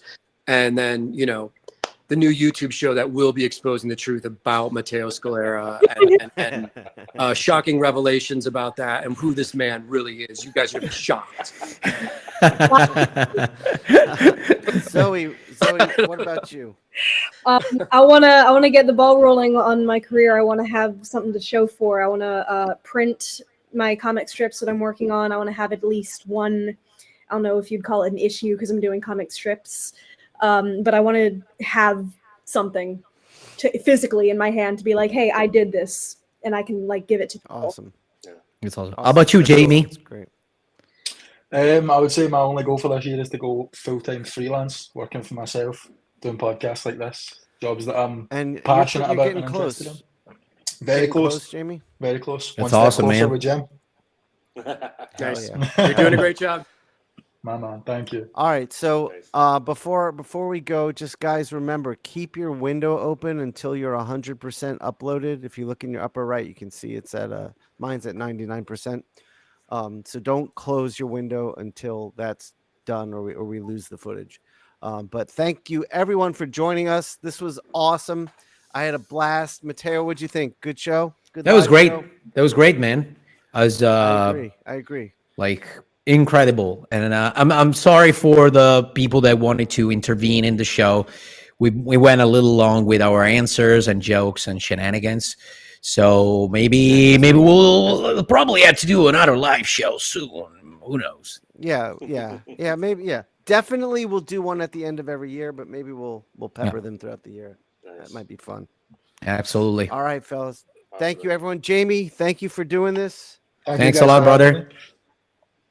Tune in on January 1st for Todd McFarlane, and also, guys, we are launching on Spotify on January 1st as well. So, check out the podcast on Spotify.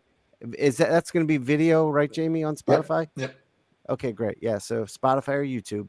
Thanks, awesome. Everyone. Thank you. Peace. Bye, guys. Bye, everyone. Bye-bye. Thank you. Bye.